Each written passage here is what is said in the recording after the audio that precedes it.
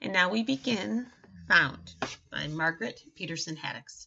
And we're going to start with the prologue. So a prologue is something that happens before the story that we need to know about. So prologue. It wasn't there. Then it was.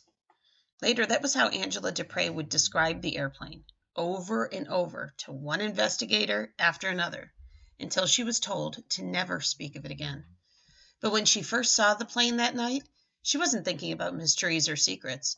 She was wondering how many mistakes she could make without getting fired, how many questions she dared ask before her supervisor, Monique, would explode.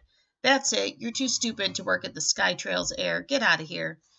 Angela had used a Post-it note to write down the code for standby passengers who'd received a seat assignment at the last minute, and she'd stuck it to her computer screen. She knew she had. But somehow, between the flight arriving from St. Louis and the one leaving for Chicago, the Post-it had vanished. Any minute now, she thought, some standby passenger would show up at the counter asking for a boarding pass, and Angela would be forced to turn to Monique one more time and mumbled, what was that code again? And then Monique, who had perfect hair and perfect nails and a perfect tan and had probably been born knowing all the SkyTrail codes, would grit her teeth and narrow her eyes and repeat the code in that slow, fake patient voice she'd been using with Angela all night. The voice that said behind the words, I know you're severely mentally challenged, so I will try not to speak faster than one word per minute, but you have to realize this is a real strain for me because I am so vastly superior. Angela was not severely mentally challenged. She'd done fine in school, and at SkyTrails orientation, this was her first actual day on the job, and Monique had been nasty from the very start. Every one of Monique's frowns and glares and insinuations kept making Angela feel more panicked and more stupid. Sighing, Angela glanced up. She needed a break from staring at the computer screen, longing for the lost Post-it. She peered out the passengers crowding the terminal, tired-looking families sprawled in seats, dark-suited businessmen sprinting down the aisle. Which one of them would be a standby flyer who'd rush up to the counter and ruin Angela's life? Generally speaking, Angela had always liked people. She wasn't used to seeing them as threats. She forced her gaze beyond the clumps of passengers to the huge plate glass window on the other side of the aisle. It was getting dark out, and Angela could see the runway lights twinkling in the distance. Run away, she thought vaguely, and then, had she blinked? Suddenly the lights were gone. No, she corrected herself, not gone, blocked. Suddenly there was an airplane between Angela and the runway lights, an airplane rolling rapidly towards the terminal. Angela gasped. What now? Monique snarled, her voice thick with exasperation. That plane, Angela said. At gate 2B. I thought it... What was she supposed to say? Wasn't there, appeared out of thin air. I thought it was going too fast, I might run into the building. She finished in a rush because suddenly that had seemed true too. She watched as the plane pulled to a stop, neatly aligned with the jetway. But it didn't, no worries. Monique whirled on Angela. Never, she began in a hushed voice full of suppressed rage. Never, ever, ever say anything like that again. Weren't you paying attention in orientation? Never say you think a plane is going to crash. Never say a plane could crash. Never even use the word crash. Do you understand? Okay, Angela whispered, sorry. But some small rebellious part of her brain was thinking, I didn't use the word crash. Weren't you paying attention to me? And if a plane really was going to run into the building, wouldn't SkyTrails want its employees to warn people to get them out of the way? Just as rebelliously, Angela kept watching the plane parked at 2B, instead of bending her head back to concentrate on her computer. Monique, she said after a few moments, shouldn't one of us go over there and help the passengers unload? Deplane? She was proud of herself for remembering to use the official airline-sanctioned word for unloading. Beside her, Monique rolled her eyes. The gate agents responsible for 2B, she said in a tight voice, will handle deplaning there. Angela glanced at the 2B counter, which was silent and dark and completely unattended. There wasn't even a message scrolling across the LCD sign behind the counter to indicate that a plane had arrived or where it had come from. Nobody's there, Angela said stubbornly. Frowning, Monique glanced up. Great, just great, she muttered. I always have to fix everyone else's mistakes. She began stabbing her perfectly manicured nails at her keyboard.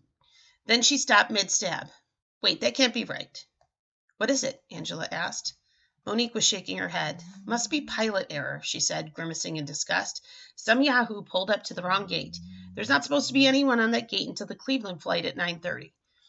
Angela considered telling Monique that if SkyTrails had banned crash from their employees' vocabulary, then maybe passengers should be protected from hearing pilot error as well. But Monique was already grabbing the telephone and barking out orders. Yeah, Bob, major screw up, she was saying. You've got to get someone over here. No, I don't know which gate it was supposed to go to.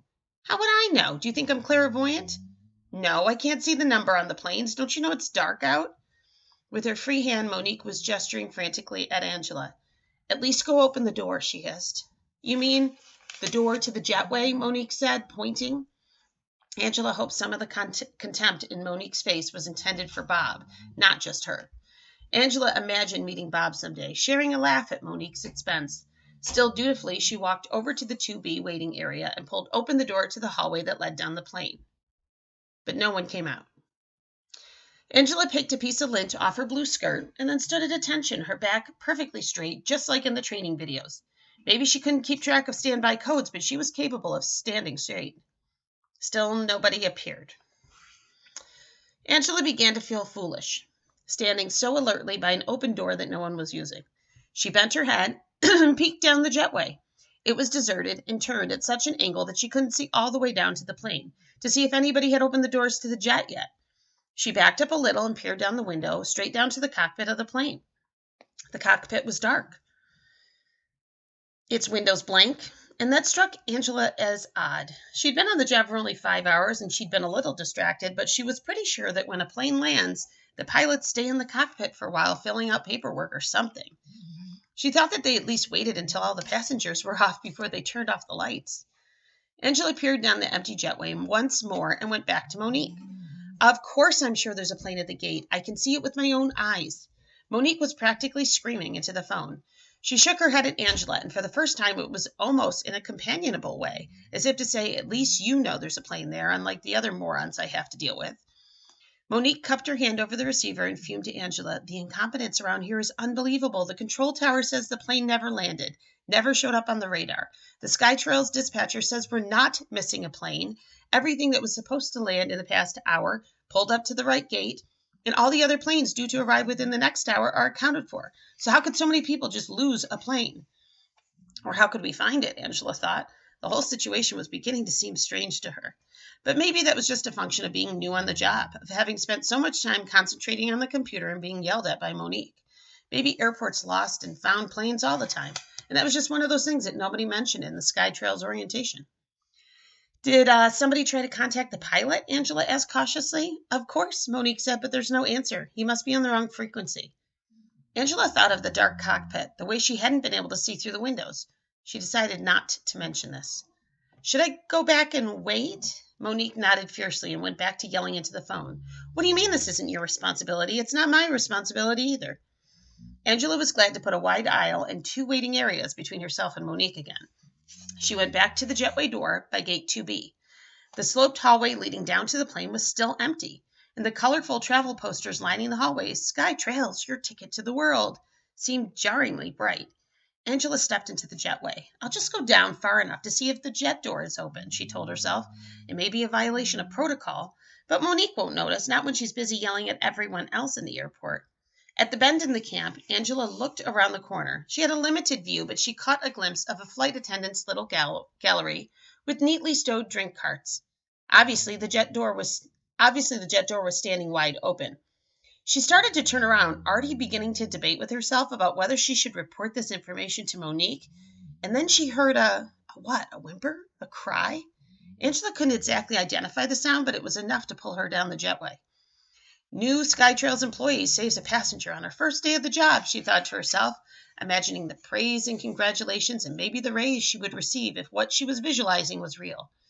She learned CPR in orientation session. She knew basic first aid. She knew where the emergency phone in the airport was located. She started walking faster, then running. On the side of the jet, she was surprised to see a strange insignia. Tachyon Travel, it said. Some airline Angela had never heard of. Was that a private charter company, maybe? And then when she was staring at it, the words suddenly changed into the sudden symbol of SkyTrails. Angela blinked. That couldn't have happened, she told herself. was just an optical illusion, just because I was running, just because I'm worried about whoever made that cry. Angela stepped onto the plane. She turned first to the left, looking to the cockpit. Its door was also open. Its small space was empty, and the instruments were dark. "Hello," Angela called, looking to the right now, expecting to see a flight attendant with perfectly applied makeup, or maybe a flight attendant and a pilot bent over a passenger, or at the very least, passengers in the aisle, clutching laptops, etc. But the aisle of the plane was as empty and silent as its cockpit. Angela could see all the way to the back of the plane. Not a single person stood in her view. Not a single voice answered her. Only then did Angela drop her gaze to the seats. They stretched back 12 rows, with 2 seats per row on the left side of the aisle and 1 on the right. She stepped forward, peering into all of them. 36 seats on this plane, and every single one of them was full.